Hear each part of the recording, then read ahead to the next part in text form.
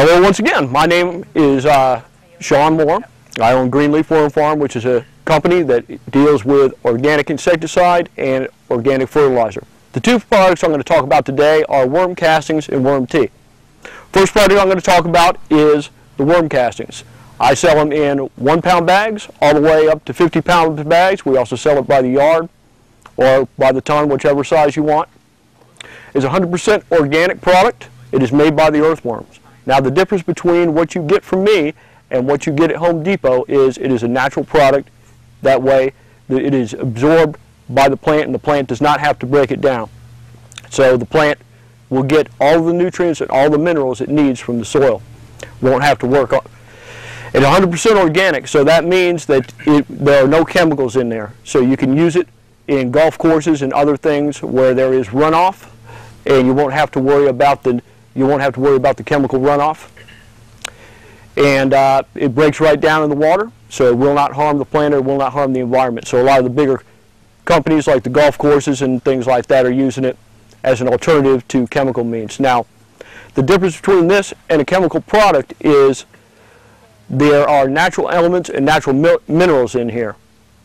Now, in Florida, we do not have soil, we have sand. And that causes a couple of problems. Number one, sand is a great filter, so all of your nutrients and minerals get filtered off into the runoff.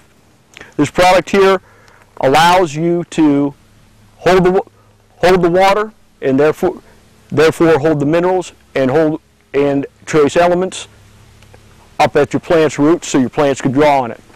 The nice thing about it is you don't have to put this on every month.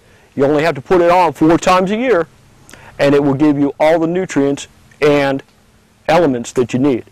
Now what's nice about this is you can use it, it's a very diverse product. You can use it on everything, from your orchids to your roses, to your fruits and vegetables, to your exotic plants, even like pitcher plants, bonsais, things like that. Even your tropicals, like your unusual stuff, like your roses and some of your orchids. You can also use it on your starts, which are very good, that are just coming out. And you can also use that is to build the immune system of the plant as it first starts out. It starts out building a foundation, which is in the soil. It gives you a good ground and a good soil so you can build the rest of your garden or the rest of your plants. And I'm going to touch a little bit on worm tea now. Worm tea is 100% organic, natural insecticide and fungicide. Now what I mean by that is it is 100% natural. It is brewed from the worm castings. The reason why we call it worm tea is because it is brewed like a sun tea. It is also 100% organic, 100% natural, no chemicals in it. Now, the nice thing about this is, which a lot of people don't realize, is you can treat a variety of things with this. You can treat your black spot, your spider mites, white flies, a lot of your organisms that are too small to treat by conventional means, like your black spot and your white flies. Or most of your conventional stuff will not work on that, but this will, because it works from the inside out instead of the outside in. It doesn't sit on top of the leaf like a lot of your topical sprays will do. It actually goes in and takes care of the problem at its source. And when you're treating a problem, like when you're treating a problem with your chemical sprays, if you have a butterfly garden and you're treating and you go and spray it with a chemical spray and it kills all your butterflies, well, you won't have that with this. It is a natural product, so therefore you can spray it on there and it will kill the bugs that are giving you a problem, but it will keep your butterflies alive, which is nice. It works with the garden instead of against it. It also will you won't have to worry about any toxins. So if you have children, if you have pets and things like that, and you spray something like 7 Dust or Roundup, it's very toxic.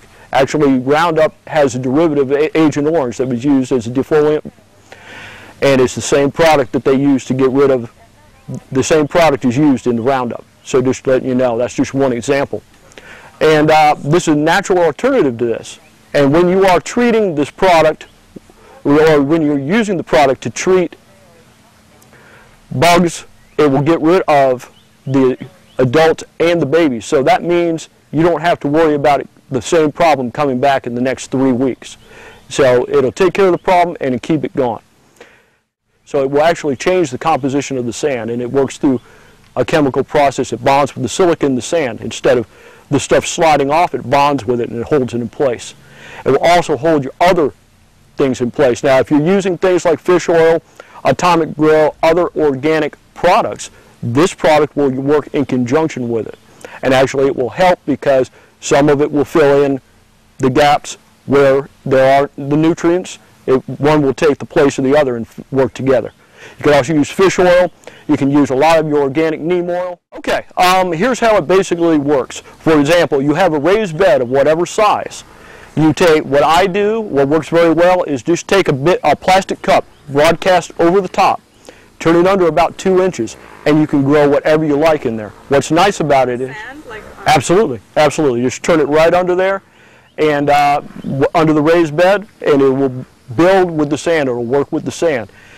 And what it will also do is you can have different species next to each other. This is what I really like about this product. You can have your okra and tomatoes together. They require different nutrients, but it will draw the nutrients off of this product. For example, there's a lady in Sarasota who has 47 different herbs in a pot. Is being a natural product, it will never burn your plants. You won't have to worry about it burning your delicate plants or anything. You can never put too much, and you know what's nice about it is you don't have to worry about anything adverse effects. Like, I didn't put enough, it's not growing, I didn't put enough, I'm burning my plants up. You won't have that issue with this. Being a natural product, it works with the plant instead of having the plant break it down or burn the plant. That's a very good thing. And that's also a difference between what I do and what the chemicals do. The difference between the chemicals and organic things is you cannot burn, including with stuff like Atomic Grow and other products, you cannot burn your stuff with this because it's natural.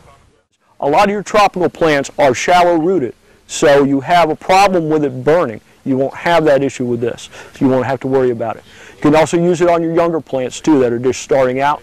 Oh, another thing I want to mention, guys, is when you transplant, a lot of the times you get a plant from Home Depot and you put it in the ground and it dies right away.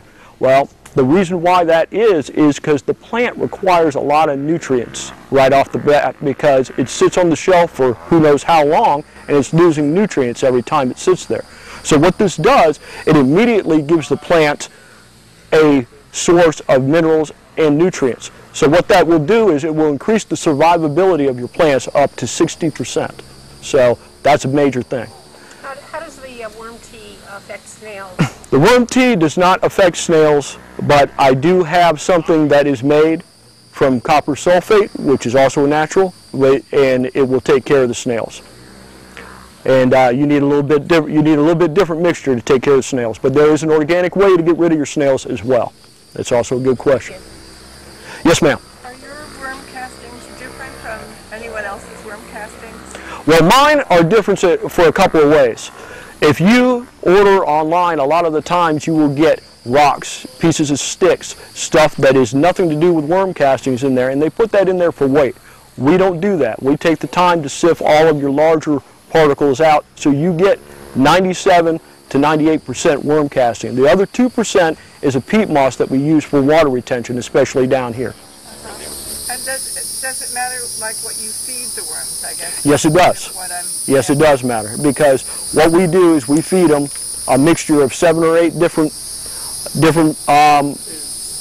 types of foods, and then that will help you with the quality of your castings. Absolutely.